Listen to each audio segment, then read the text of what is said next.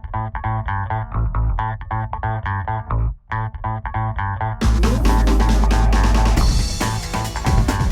this is Eric Sage with myirapartner.com, and I'm here with Timothy Schubert, and we're here today to talk about how to get checkbook control of your IRA. This is a 2-video series of how to get checkbook control. So in part 1 of the video series, what we're gonna learn today is what does the government say about asset classes you can choose to invest in, and why this is important. Number 2 is what does the government say about who your IRA can engage in your transaction, and what can I invest in? And finally, what are my options? And show me the money. So we're going to show you examples of how you're going to make money in your IRA when you self-direct it with a checkbook control. In part 2 of this video, you're going to learn how to take checkbook control of your IRA.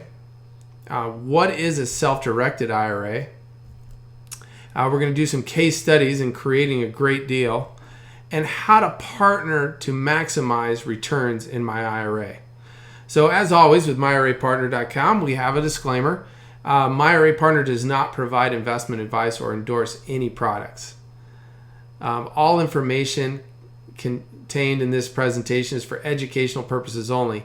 Everyone is encouraged to consult their own attorneys, accountants, and financial advisors before entering into any type of investment.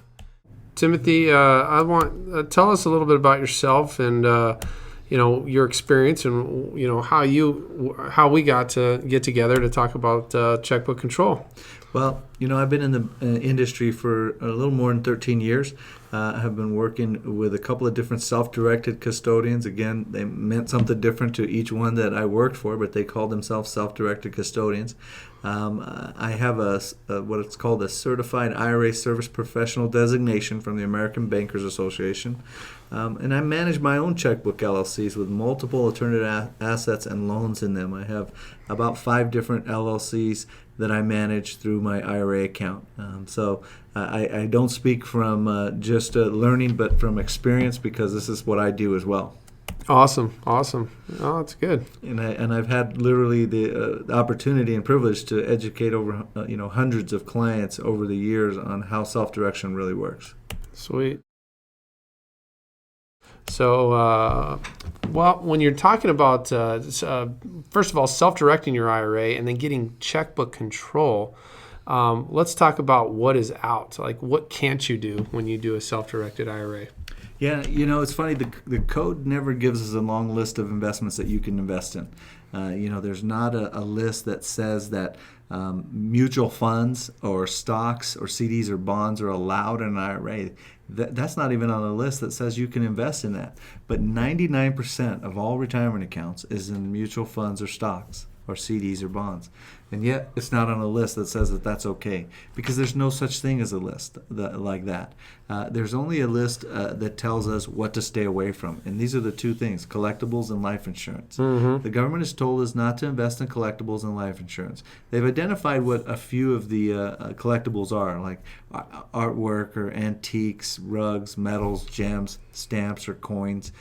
They've also told us that alcoholic beverages are out. And I don't think they're talking about a Bud Light here. They're talking about something that is considered a collectible bottle of wine or something like that. Mm-hmm. So they want us to stay away from these 2 asset classes. Life insurance, what life insurance is, they're talking about your IRA shouldn't pay for your life insurance policy. Your IRA should not be the beneficiary of your death either.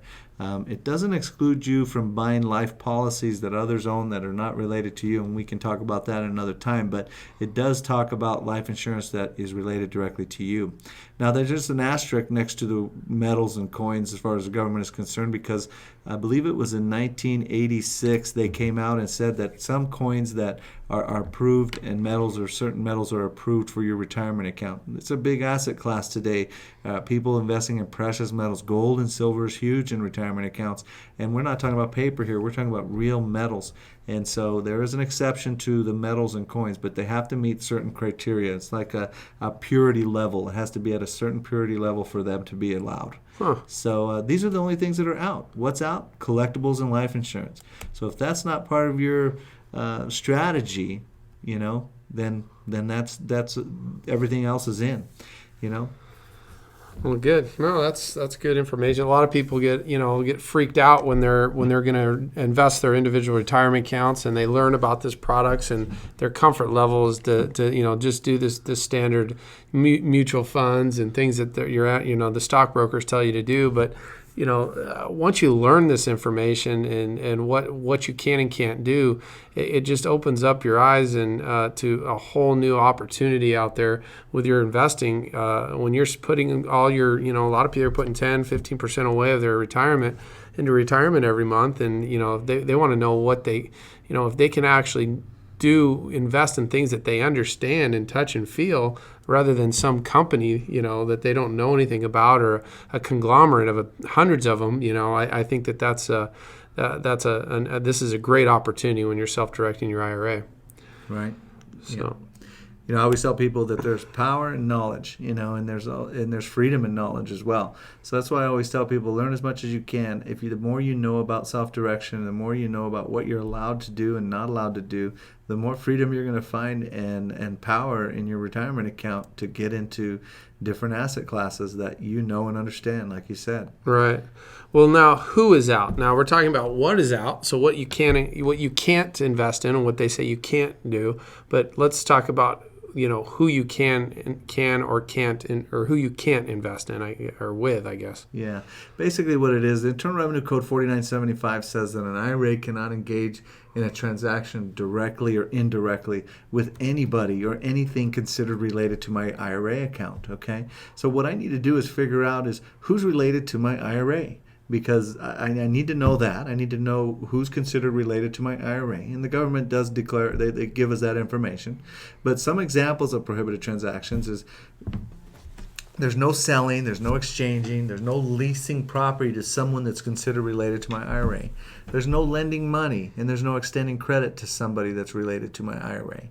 Now, so lending money is okay. It's an allowable transaction, but not to somebody that's considered related to my retirement account.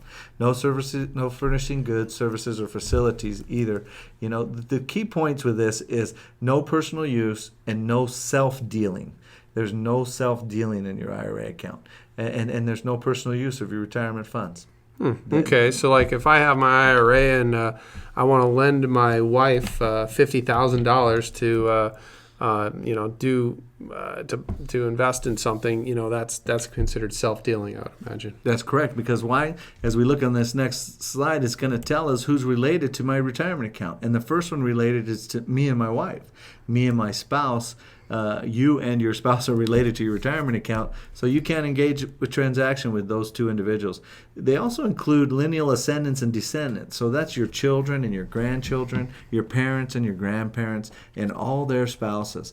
They're all out too. These people are out. Your IRA cannot engage in a transaction with any one of those people on that list.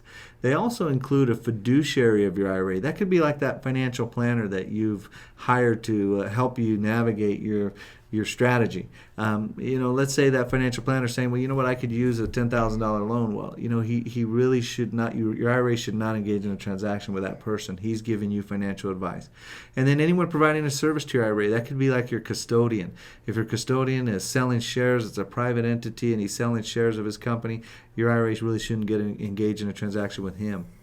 Now, here's one that a lot of people get stuck on, Eric. A lot of people come into my doors, and they talk to me about, I hear that I can invest in a business, in a private business. Well, I own my own business, and I want to invest in this.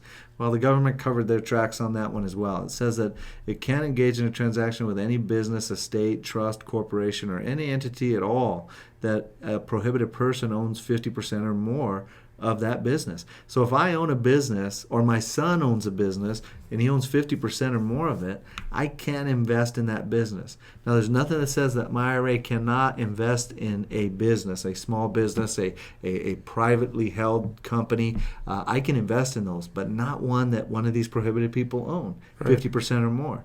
So, if my son owns 49% of that business, well, there is a possibility that I can invest in that. He doesn't own the 50% share or more. So, you got to check with your financial planner and your CPA to determine whether it's a good idea or not. But according to those rules, you can. Okay, great. Well, so what is true diversification?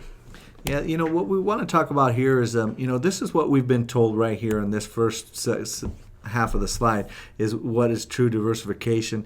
We've been taught that, small cap, mid cap, large cap, and international funds, that is true diversification. Well, the reality of it is that's all stock market based products, isn't it? I mean, if the stock market plummets, are we going to lose all of our money based on that in there? Is that real diversification, true diversification?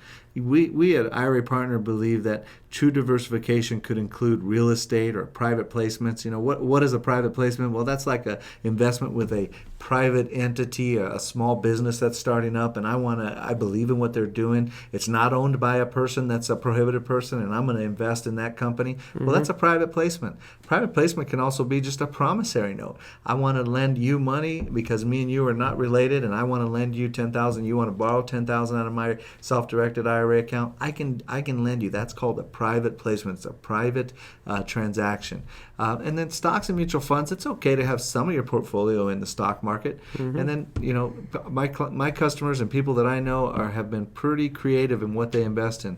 As we're going to see on the next slide, there's a lot of different opportunities for you to go ahead and invest in all kinds of different investments. So the question is, what's in? We saw what's out, collectibles and life insurance. We saw who's out, all those lineal ascendants and descendants and any entities they own. But now what's in? The list is pretty endless as to what we can invest in. And I mean, is there something that you see as it's coming up on our screen that you're surprised to see? Is there anything in there that you're surprised that people are investing in this type of investments that maybe you didn't know it was there? Or maybe you're seeing something on this that you're already an expert in, that you're already investing in. You just didn't know you could use your IRA to do it in. Yeah, no, that's great. I mean, you have, rental properties and short sales and foreclosures, which are super hot right now in the United States, which is crazy. And commercial properties, raw land, fix and flips. I mean, there's so much opportunity out there right now in our market that, people have their money sitting there earning average at best returns right now that I'm seeing in the stock market. And there's just so many things that you can do with your self-directed IRA when you control it and have opportunities. That's right. And like I said, there are plenty of people out there that are already investing their private money, or personal money, I should say, into investments that they didn't realize they could use their IRA to invest in that same thing they're an expert in. And that's the whole point. Take control of your retirement account, invest in what you know best. As long as it's not on the list of prohibited items, why aren't you using your IRA to invest in what you know? Yeah, no, I agree. So, and obviously the list goes on and on and on. Auto loans, just anything that you can think of. It sounds to me like that it's strictly, that it's not, that it's arm's length, and that that you can do well with it. So I guess now that we know what we can't do, we know what we can do, and some of the restrictions. What's a self-directed IRA?